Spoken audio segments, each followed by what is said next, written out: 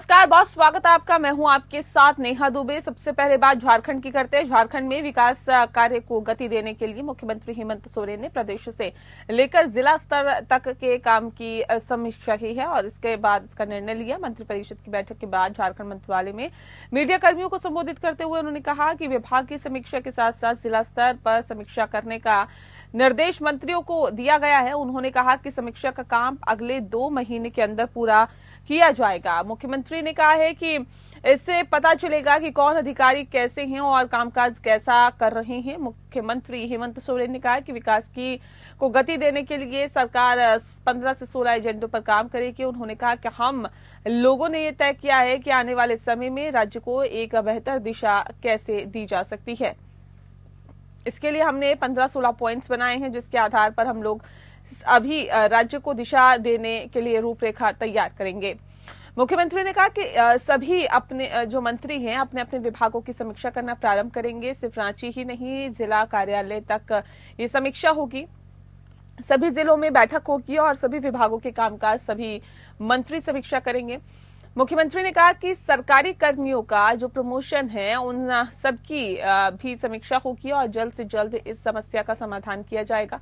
मुख्यमंत्री ने कहा कि मंत्री अपने विभाग को बिल्कुल दुरुस्त करें और हेडक्वार्टर से लेकर जिला कार्यालय तक, प्रखंड कार्यालय तक, जहां जहां लोग हैं सभी योजनाओं का आंकलन भी करें। उन सबका भी आंकलन होगा। उन्होंने कहा कि 2 महीने के अंदर सभी जिला कार्यालयों तक का भ्रमण हमारे मंत्रीगण करेंगे और कुशलता और कार्य दक्षता की भी कहीं ना कहीं मंत्री समीक्षा करेंगे। कौन किस तरीके से काम कर रहा है और नहीं कर रहा है, उन सभी चीजों का भी समय समय पर मुझे भी अवगत कराने का काम करेंगे ताकि निर्णय लिया जा सके और सही वक्त पर सही निर्णय लिया जा सके।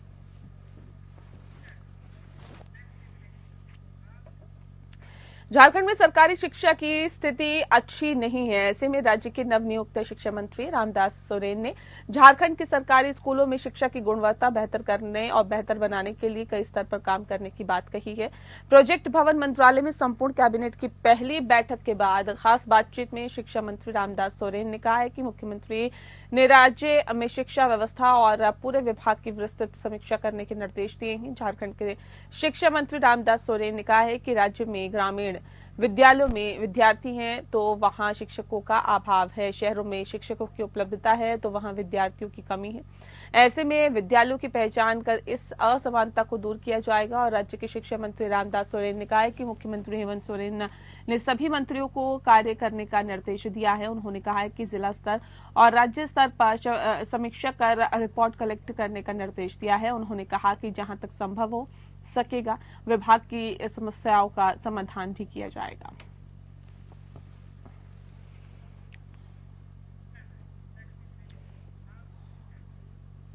सारठ प्रखंड क्षेत्र स्थित आदिवासी बहुल जमुआ 16 गांव के बांधढी टोला के समीप पत्थर खदान में खनन नियम कानून को ताक पर रखकर ब्लास्ट किए जाने से दर्जनों घरों में दरारें पड़ने लगी है, जिस कारण आदिवासी लोग दहशत में जिंदगी जीने को विवश रहते हैं। बता दें आपको कि बड़ी संख्या में आदिवासी ग्रामीणों ने उपायुक्त देवघर को आवेदन देकर न्याय की गुहार लगाई है। ग्रामीणों ने बताया कि गांव से महज 200 फीट की दूरी पर एक दबंग किस्म के पत्थर माफिया द्वारा पत्थर खदान में पत्थर तोड़ने के लिए सभी नियम कानून को ताक पर रखकर ब्लास्ट किए जाने से गांव में भूकंप जैसे भूचाल आ जाता है, जिस कारण दर्जनों घरों में दरारें पड़ गई। और ऐसे में पत्थर खदान में यदि ऐसा ही ब्लास्ट होता रहा तो हम ग्रामीण आदिवासियों को असमय ही अपनी जान गंवानी पड़ सकती है। ग्रामीणों ने कहा है कि इस पत्थर माफिया से कितनी बार अनुरोध किया कि पत्थर खदान में इतना जोरदार ब्लास्ट कर हम ग्रामीणों को संकट में पड़ने से रोका जाए, लेकिन ग्रामीणों की एक भी नहीं सुनी गई है। वहीं इस संबंध में जिला खनन पदाधिकारी सुभाष रविदास से संपर्क करने पर उन्होंने कहा है कि ग्रामीणों के आरोप पर जांच पड़ताल कर पत्थर खदान के मालिकों के खिलाफ कानूनी कार्रवाई की जाएगी।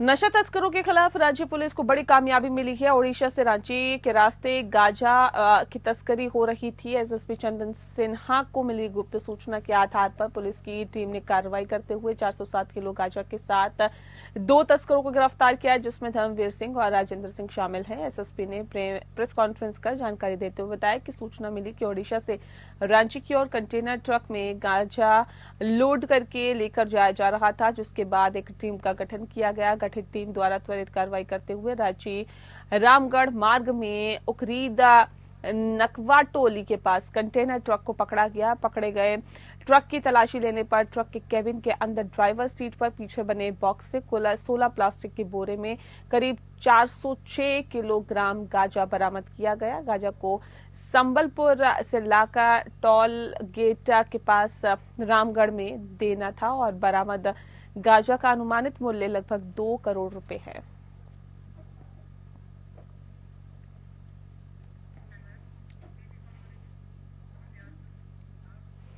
बिहार के मुख्यमंत्री नीतीश कुमार ने गांधी मैदान में आयोजित पटना पुस्तक मेले का उद्घाटन किया है। उद्घाटन के बाद मुख्यमंत्री ने पुस्तक मेले में विभिन्न प्रकाशनों द्वारा लगाए गए स्टॉल का जायजा लिया। सेंटर फॉर रीडरशिप डेवलपमेंट के तत्वाधान में लगाया गया पटना पुस्तक मेला 6 से 17 दिसंबर तक चलेगा। पटना पुस्तक मेला में इस बार की थीम पेड़, पानी, जिंदगी, पर्यावरण बदलो अभी रखा गया है। पुस्तक मेले में लगाई गई पेंटिंग प्रदर्शनी क्यूजे विकसित भारत एड 2047 फोटो प्रदर्शनी से जागरूकता अभियान का फीता काटकर मुख्यमंत्री ने उद्घाटन किया।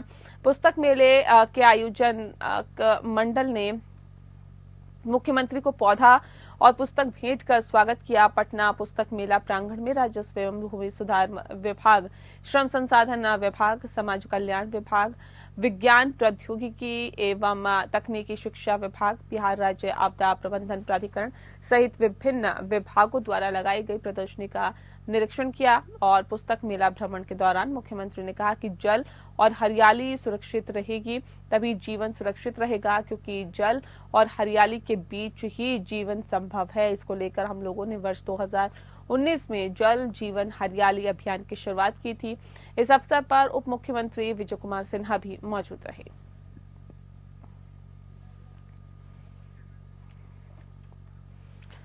आज सशस्त्र सेना झंडा दिवस के अवसर पर सैनिक कल्याण निदेशालय के निदेशक ब्रिगेडियर मृगेंद्र कुमार ने मुख्यमंत्री श्री नीतीश कुमार के एक अणे मार्ग में मुलाकात कर उन्हें सशस्त्र सेना झंडा दिवस का फ्लैग लगाया। मुख्यमंत्री ने इस अवसर पर Bihar state ex serviceman benevolent fund में अंशदान किया और देश के बहादुर सैनिकों के प्रति श्रद्धा और सम्मान प्रकट किया। उन्होंने कहा कि उनकी कुर्बानियां जो है वो अमर है। वे अपनी जान के मूल्य पर राष्ट्र पर आए बहाए और आंतरिक संकटों का मुकाबला बहादुरी के साथ करते हैं। इन बहादुर सैनिकों के कल्याण और पुनर्वास के लिए उन्होंने राज्यवासियों से Bihar state ex serviceman benevolent fund में अंशदान किए जाने की अपील भी की। उन्होंने कहा कि आपका यह अंशदान बहादुर सैनिकों के प्रति कृतज्ञता होगी और सैनिक कल्याण निदेशालय के निदेशक ब्रिगेडियर मृगेंद्र कुमार ने सरकार द्वारा बिहार निवासी सैनिकों एवं पूर्व सैनिकों को दी जाने वाली सम्मान राशि एवं दी जाने वाली अनुग्रह अनुदान राशि में की गई बढ़ोतरी के लिए मुख्यमंत्री को धन्यवाद दिया। बिहार सरकार द्वारा बिहार निवासी सैनिकों और पूर्व सैनिकों के कल्याण एवं पुनर्वास के लिए महत्वपूर्ण कदम उठाए गए।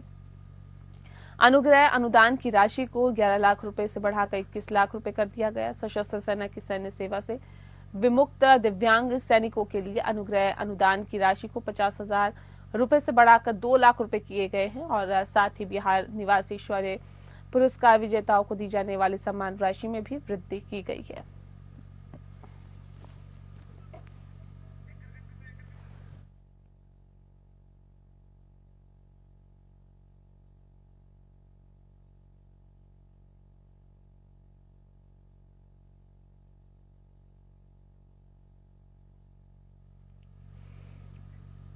बिहार लोक सेवा आयोग यानी बीपीएससी 17वीं पीटी परीक्षा 13 दिसंबर को होने वाली है। इस परीक्षा में नॉर्मलाइजेशन और मल्टीपल सेट क्वेश्चन का प्रावधान लागू नहीं करने की मांग को लेकर सैकड़ों की संख्या में अभ्यर्थी पटना में बीपीएससी कार्यालय पर जुटे और उनकी मांग है कि 1 डे 1 शिफ्ट सिस्टम से परीक्षा कराई जाए।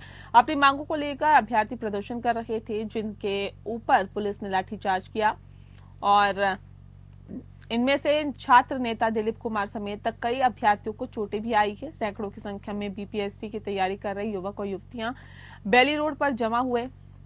उनका कहना है कि जब तक आयोग की ओर से हमें नॉर्मलाइजेशन और मल्टीपल सेट का प्रावधान हटाने को लेकर लिखित आश्वासन नहीं दिया जाता, तब तक पीछे नहीं हटेंगे। पुलिस ने भीड़ को तितर-बितर कर दिया, लेकिन बेली रोड समेत आसपास के इलाके में स्थिति तनावपूर्ण है। प्रदर्शनकारियों में बंगाल, यूपी, झारखंड और ओडिशा समेत कई राज्यों के सिविल सेवा अभ्यर्थी शामिल है। सुरक्षा को लेकर बीपीएससी ऑफिस के बाहर बड़ी संख्या में पुलिस बलों को तैनात किया गया और पुलिस प्रशासन की ओर से प्रदर्शन को अवैध मजमा करार दे दिया गया और लाठी के बल पर प्रदर्शनकारियों को खदेड़ दिया गया। लेकिन बेली रोड की ओर दूसरी ओर जमा बड़ी संख्या में अभ्यर्थी जब आगे की ओर बढ़ गए तो पुलिस को पीछे हटना पड़ा।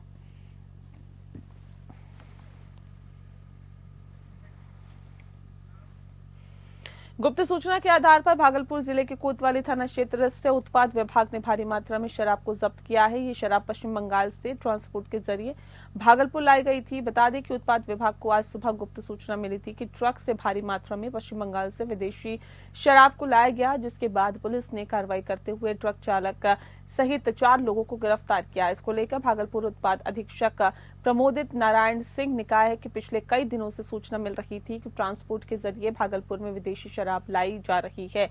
इसके बाद पुलिस ने कार्रवाई करते हुए 4 शराब तस्कर को 40 कार्टून शराब के साथ गिरफ्तार किया है। साथ ही पुलिस ये पता लगा रही है कि ये शराब किसके द्वारा मंगाई जा रही थी और किसके जरिए शराब की डिलीवरी होनी थी।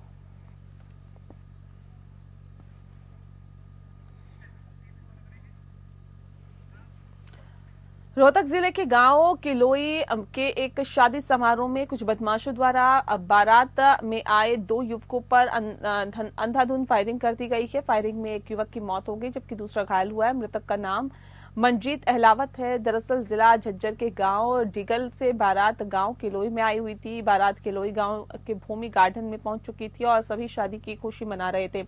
इसी दौरान काले रंग की स्कॉर्पियो में कुछ बदमाश आए और मंजीत और मनदीप पर फायरिंग करनी शुरू कर दी। बदमाशों ने करीब 8 राउंड की फायरिंग की। मंजीत को सर में गोली मारी है। उसके बाद उस पर कई गोलियां दागी गई है। मंजीत मौके पर ही उसकी मौत हो गई, जबकि उसके साथ बैठा मनदीप को पैर में गोली लगी है। मृतक मंजीत अहलावत दिल्ली पुलिस का कांस्टेबल रहा है और अभी वह फाइनेंस का काम करता था।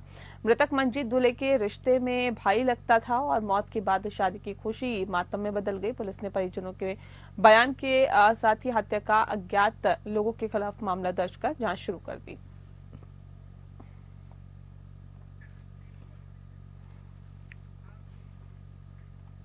फरीदाबाद के सुभाष कॉलोनी स्थित किराना स्टोर संचालक को फोन पर लॉरेंस बिश्नोई गैंग नाम से धमकी देने वाले आरोपियों को मात्र 12 घंटे में क्राइम ब्रांच ऊंचा गांव की टीम ने गिरफ्तार किया है।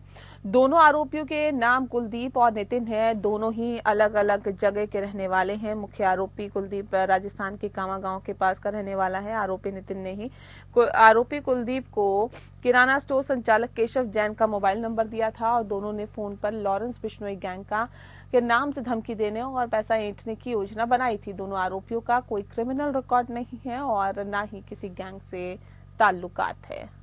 प्रदेश के गृह मंत्री विजय शर्मा ने कहा है कि केंद्रीय गृह मंत्री अमित शाह जगदलपुर ओलंपिक में शामिल होने के लिए बस्तर जगदलपुर आएंगे। शहीद परिवारों से मुलाकात और एक कैंप का भ्रमण भी करेंगे। बीजापुर में आंगनबाड़ी कार्यकर्ताओं की हत्या को लेकर कहा कि ये कायराना हरकत है। इतिहास उठाकर देख लीजिए, हजारों ग्रामीणों को मारा गया, इससे मिले हैं और ऐसे में उसे मिले हैं कह के ये गलत बात है।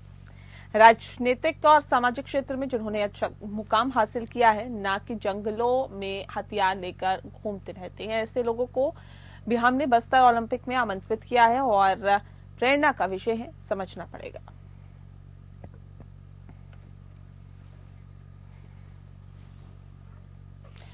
बीजेपी महामंत्री संजय श्रीवास्तव ने कांग्रेस पर हमला बोलते हुए कहा है कि भूपेश बघेल को तकलीफ है और राजीव मितान क्लब के युवा खाली हो गए हैं और इसीलिए अपराध और नशाखोरी बढ़ रही है। तो क्या ये माना जाए कि प्रदेश के अपराधियों को भूपेश सरकार पर क्लब के नाम पर जो है वो पाल पोस रही थी और अब भूपेश बघेल ने भी ये मान लिया है कि हमारे आरोप पर मुहर लगा दी है।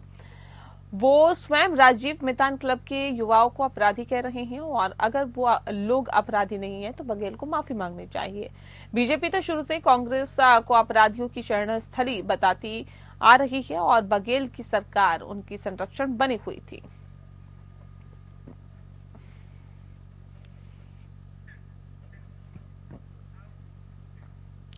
नगरपालिका नगर निगम रायपुर अधिकारी कर्मचारी एकता संघ ने अपनी 7 सूत्री मांगों को लेकर महापौर एजाज डेबर, सभापति प्रमोद दुबे, नेता प्रतिपक्ष मीनल चौबे, आयुक्त अविनाश मिश्रा को ज्ञापन सौंपा है, जिसमें सभी ने संघ की मांगों को लेकर विचार करने पर आश्वस्त किया है और इस अवसर पर संघ के अध्यक्ष प्रमोद जाघव, उपाध्यक्ष स्वाति साहू सहित अन्य पदाधिकारियों एवं बड़ी संख्या में अधिकारी कर्मचारी गण उपस्थित थे। नगर पालिका निगम रायपुर में अधिकारियों एवं कर्मचारियों की प्रमुख मांगे निम्न है। 2004 के बाद नियुक्त समस्त अधिकारी एवं कर्मचारियों को पुरानी पेंशन लागू की जाए। बीमार अधिकारी एवं कर्मचारियों के इलाज के लिए कैशलेस कार्ड की सुविधा प्रदान करते हुए 15 लाख के स्थान पर 25 लाख की सुविधा प्रदान की जाए।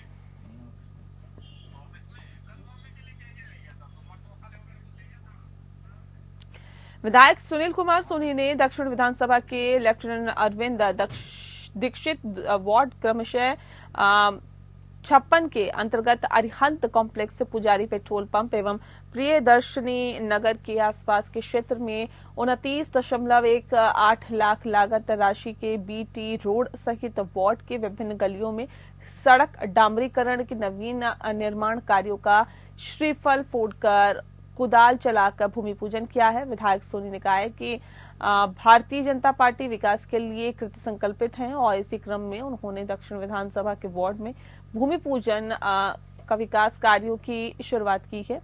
आगे और तेज गति से लगातार विकास कार्य होंगे और अधिकारियों को निर्देशित करते हुए उन्होंने कहा है कि आम जनता के हित में किए जाने वाले सभी कार्य टिकाऊ और गुणवत्ता युक्त होने चाहिए।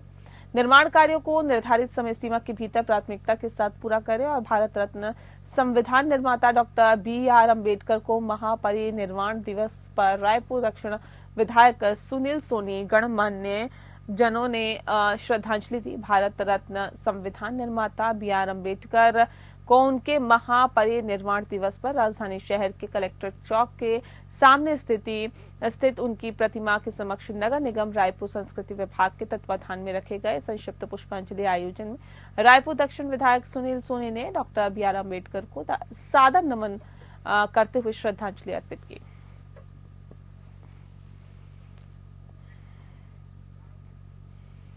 रायपुर में नगरपालिका निगम रायपुर के आयुक्त अविनाश मिश्रा को ने सोन डोंगरी में प्रधानमंत्री आवास योजना आवासीय परिसर का निरीक्षण किया। मुख्य अभियंता UK Dhalendra, zone 8 zone commissioner AK Haldar, अधीक्षण अभियंता श्री संजय बागड़े, कार्यपालन अभियंता अंशुल शर्मा, अभिषेक गुप्ता सहित अन्य संबंधित निगम अधिकारियों की उपस्थिति में किया है। आयुक्त ने वहां आवासीय परिसर में निवासरत महिलाओं से चर्चा की। महिलाओं ने आयुक्त को पेयजल समस्या की जानकारी दी। योजना के तहत पेयजल व्यवस्था परिसर में किए जाने स्वीकृति प्राप्त हो गई है और आयुक्त ने कार्यपालन अभियंता को सोन डोंगरी में प्रधानमंत्री आवास योजना के तहत आवासीय परिसर में पेयजल व्यवस्था शीघ्र किए जाने का कार्य प्रारंभ करवाने के निर्देश दिए।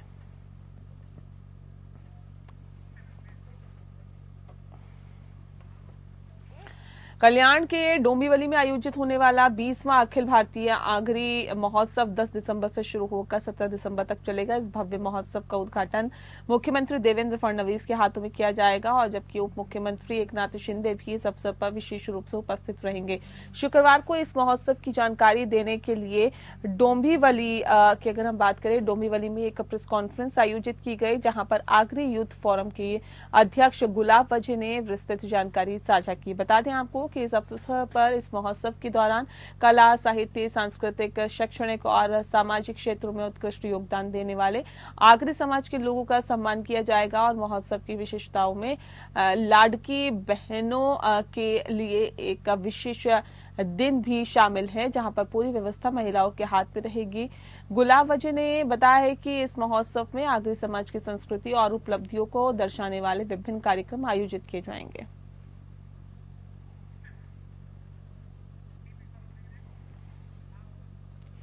महाराष्ट्र के कल्याण के पास टिटवाला के रिजेंसी कॉम्प्लेक्स में एक दिल दहला देने वाली घटना घटी है, जहां पर एक महिला पर 4 आवारा कुत्तों ने हमला कर दिया और बाद में कुत्तों के झुंड ने महिला को घसीट कर घायल कर दिया।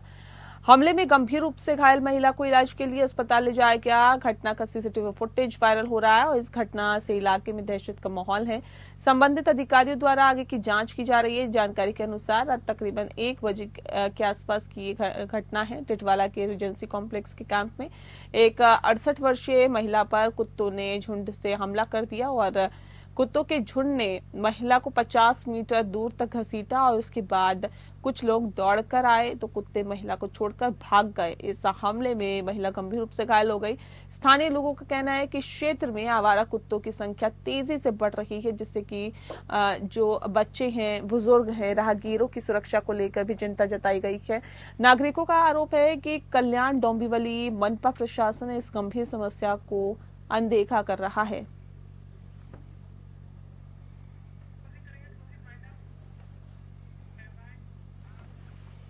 और इसी के साथ बुलेटिन में फिलहाल के लिए इतना ही। नमस्कार।